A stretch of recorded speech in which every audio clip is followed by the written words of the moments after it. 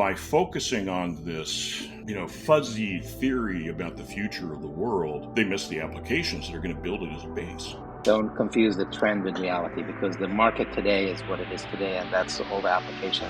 From Orion X, this is the Marketing Podcast. Marketing as a function has transformed in significant ways. More technology, more data, more social, more blending of arts and sciences, more integrated with every other function, and ultimately more critical to the organization. Join Shaheen Khan and Doug Garnett as they discuss news and happenings in the world of marketing, from the boardroom to customer programs.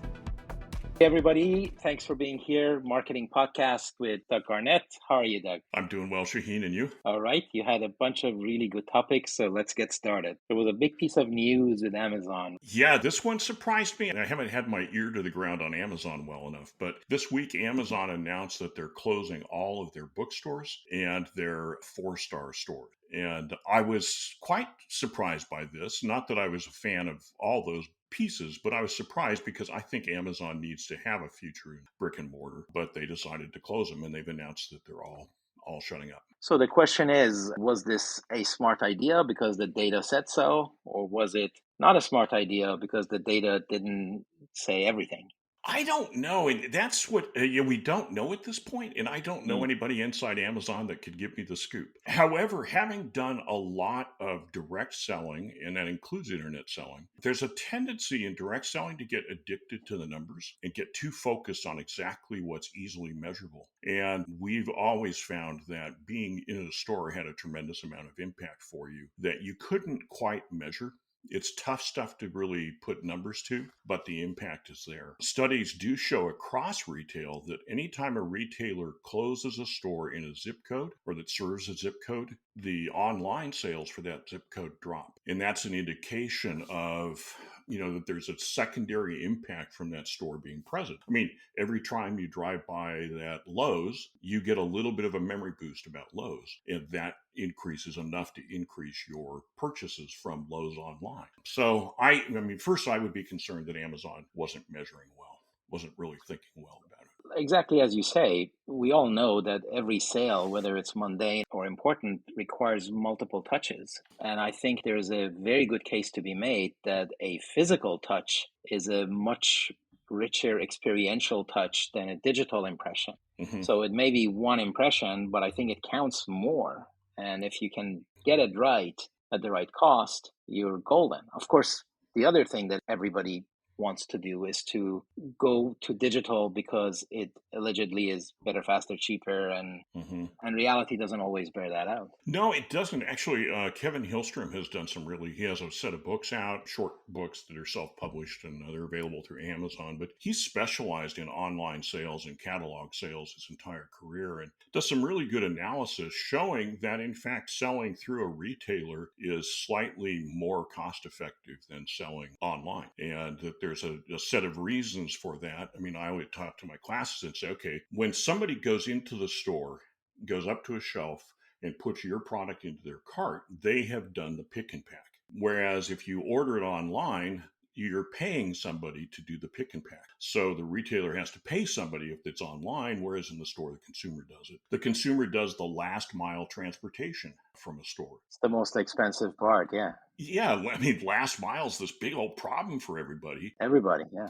When it's in a store, a consumer does that. And so there's trade-offs. It's not that everything's right or wrong. They should live in, unity. So I guess that made me surprised. I also have some feeling that Amazon may not have delivered on the store as well. I certainly never in their bookstore got a feeling like there was depth. It felt like they'd kind of skimmed the surface of best-selling books. And that felt really shallow to me as a bookstore. Yeah, that's true. You don't go to a store to see something you'd already seen before. You go there to almost to discover a little bit, right? Unless really the only value is logistics and inventory, and you're just going to go pick up the same carton of milk as last week, right? Right. That's not discovery. But even then, while you're doing that, you may see something else that's a discovery for you. Of course, I'm spoiled on bookstores because I live in Oregon, Portland, Oregon. Right. I got pals, so I'm really spoiled. I love bookstores.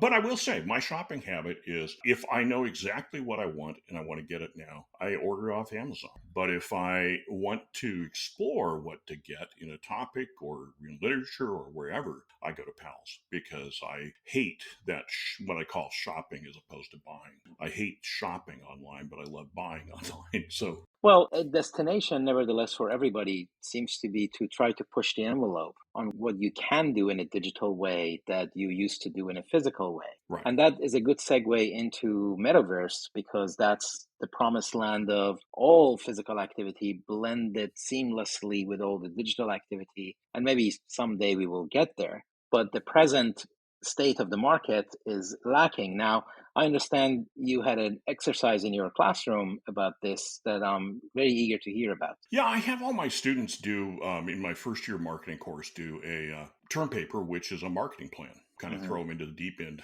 You know, I love doing that. But one of the teams, one of the groups came back and they did a presentation on the metaverse, and I talked with them along the way. And their thinking is really interesting because they look at it and they're concerned about what Facebook or Meta or whoever we want to call them is putting forth about the metaverse because their advertising campaign, which they showed last night for the metaverse, is this kind of fantasy, like I'm going to one of those immersive exhibits of Van Gogh. Uh-huh. And, that's nice, but they suggest that that's not where the real power of the metaverse is. I'm reminded because I feel like I've seen this act before, seen this show before. Google Glass, when it came out, was going to be everything. And so Google talked about all this. Everybody's going to be wearing them all around town. And Segway was going to revolutionize transportation. And it ends up being, what happens that am concerned about for Meta is by focusing on this, fuzzy theory about the future of the world, they miss the applications that are going to build it as a base. Because I hear that there are good applications for virtual reality right now that should be part of Meta, and they can team with people to do them. Yeah. I mean, I'm sure because they're so big, I'm sure they're working on those too.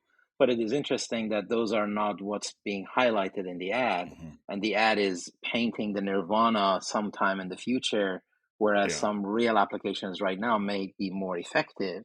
Because clearly in gaming, well, that's already been kind of Right. Mm-hmm. metaversey for a good while. Those of us who came from an HPC supercomputing background, immersive graphics has been around in the scientific engineering world for a good long while. Yeah. Yeah. Factory automation is very poised and will use it properly, but also things like fitness and both mental and physical fitness. So there are real apps that they could focus on.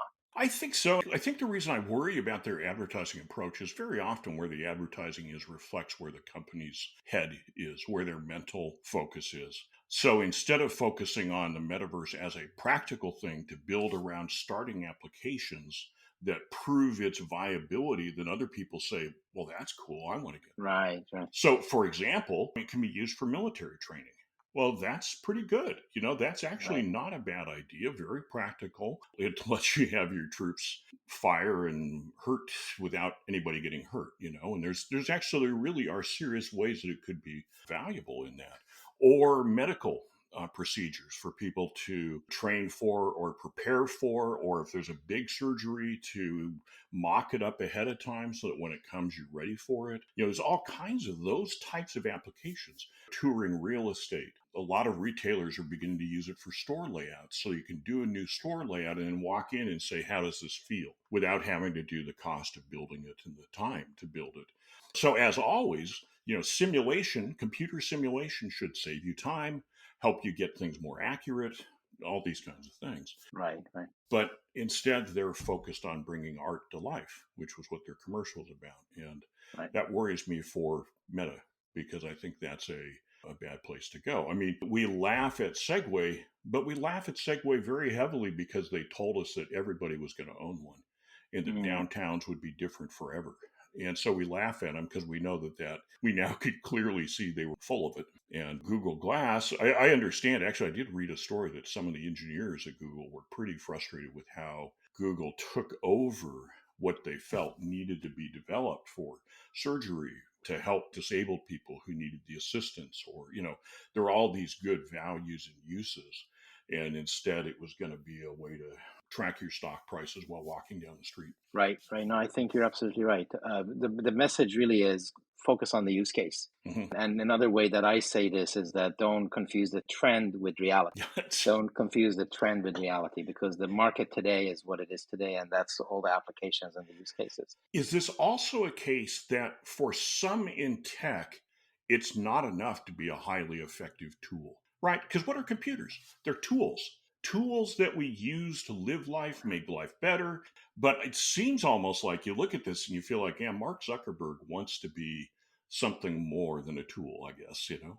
Well, occasionally you get lucky and you have a technology that is very wide ranging and far reaching, and that's great. But I think there's definitely a problem in my mind in the startup world where everyone is compelled to have to change the world, to have to put a dent in the universe, to have to be a platform, to have to be insightful and interesting every other day, not like, every 6 months. And I think that's just a tall order. It's just not reality. So there is, in fact, a pretty good market opportunity to go be a feature rather than a product, Yeah, to go right.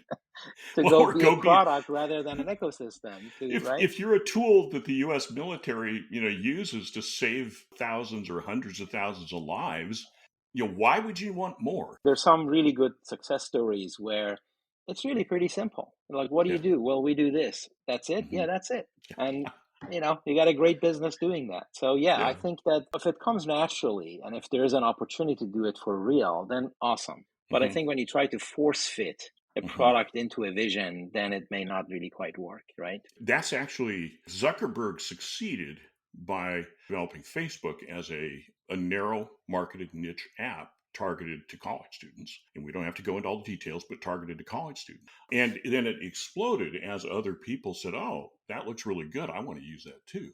Exactly. And kind of it's sad that he can't return to his fundamental understanding about what made them successful. Well, I think the plan now is to turn it into the metaverse where all these interactions take place. And frankly, I think they're right. I think that is a great vision to have. And I think it's great to have the first mover advantage on it, so to say. Hmm. And they've got wherewithal to do it. So all of that is great. And by the way, we have to remember that when you have your goggles on, you're not on your phone. That's So true. all Yeah. your data, all your time is Uh-huh. really being spent not with the traditional vendors, but with the new vendor. And that's also very significant. So if you missed out on the laptop, if you missed out on the appliances around the house, and if you missed out on the mobile phone, capturing the metaverse ongoing basis is not a bad idea. So the other topic that came up this past week was outsourcing. Okay, so JP Castlin wrote about this, but also he and I communicate fairly often. I sent him this article from Boeing. And the article was published back around 2001, 2002 by a Boeing engineer at almost the identical time when the Boeing CEO declared that the 787 would be outsourced primarily. A lot more than before, anyway, A right? lot more than before. The article said when you outsource, you're at high risk of outsourcing profits because you lose the ability, the skill set, you lose the knowledge base, you lose a lot of things when you outsource. And then, of course, there's the risks that Boeing ran into, which is you also may be outsourcing to people who don't know how to do it. The 787 disaster they had, or catastrophe, or whatever we want to call it. We can look for bigger words if we want.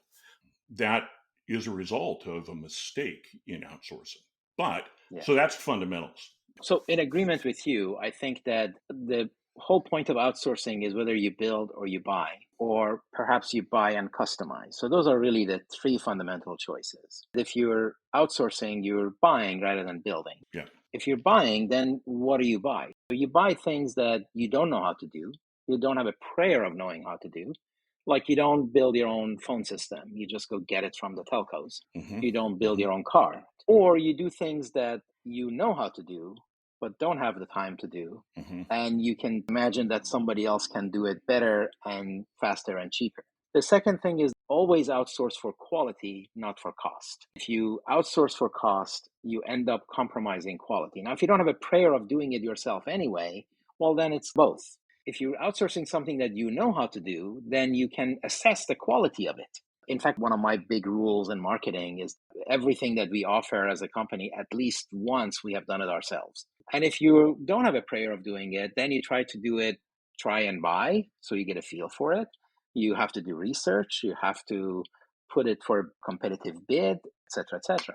So that to me are the big rules. And within marketing anyway, my advice to my staff has always been, don't outsource things that you don't know how to do, because then you can't arbitrate. Our CEO, Scott McNeely, in the old days, he would pretend he's hammering a nail in. He says, if you're doing that, you can outsource it. And he would put his hand under his chin like as if he's in deep thought. And he said, if you're doing this, you can't outsource that. Don't outsource your thinking, outsource your doing. So that's another way. You can outsource the muscle, but not the brain. I think one of the challenges in outsourcing, from what I read, is when in the 70s we started down the path of shareholder value becoming the single worshipped fact of corporations due to some economic bad thinking.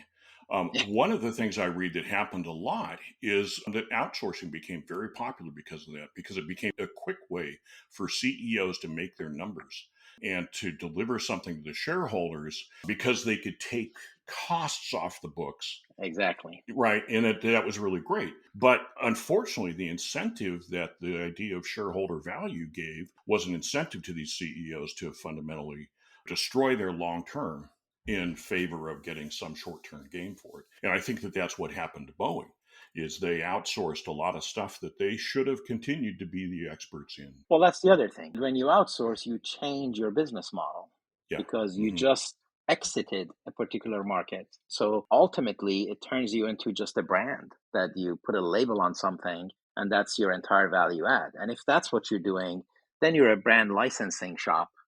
That's really all yours. Yeah, you're no longer really operating those. Yeah. But I understand, I know why it's so tough for people. I think, I was reminded in your first discussion there that you introduced me to the idea of project debt. The idea that as you make these choices, the compromises you make up front in a project have to be paid off at some point because you're incurring a debt, and that debt will come due at some point. And I think that that's one of the things people didn't think about with outsourcing, is that when you outsource, you incur a project debt potentially. Right. Unless that's really part of your business model. Like, we cannot do our own phone. We're going to ask some big telco to do it. Yeah, it's funny. I've worked on the other end of this with retailers as they bring out some of their own products under their private label brands. And it's interesting to see the other side where you start realizing that what retailers know how to do is curate, if you will, bring together big batches of products, put them in a display where people are motivated, have a traffic scheme that gets people into the store and out of the store, and run this whole thing. And then when they get into having their own private label, all of a sudden they're put in the position of being product people for specific products instead of being product people for what's the mix in my department. Do I have the right range of tools? And it can be really challenging for them because it's a really very different thing to have to learn. I think one of the things we underestimate in business is the value of having learned things. Well, the institutional knowledge, yeah. What happens is once you get to a certain point of institutional knowledge, Brian Arthur's theory of increasing returns, that's really it. That once VHS had learned all the skills for getting in the market, getting the distribution, they were so far ahead of Sony, not in technology, but in terms of what it took to succeed. Okay, so we're going to have to come back to this topic because this whole VHS Betamax is huge, but well, I thought let's do that. Are you telling me it's taxes, religion, and Betamax? Is that what we're dealing with here? Oh, I think it's a great analogy for a lot of different things in technology. Yeah. So let's conclude this episode here. Thank you. Yes. Thank you all for listening. That keeps us going, so please do so. Please rate, like, review, all the right things, and give us some feedback. Thank you. Take care. All right. Sounds great, Shaheen. See you.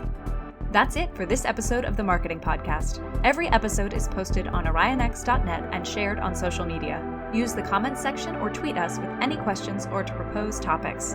If you like the show, rate and review it on Apple Podcasts or wherever you listen. The Marketing Podcast is a production of Orion X. Thank you for listening.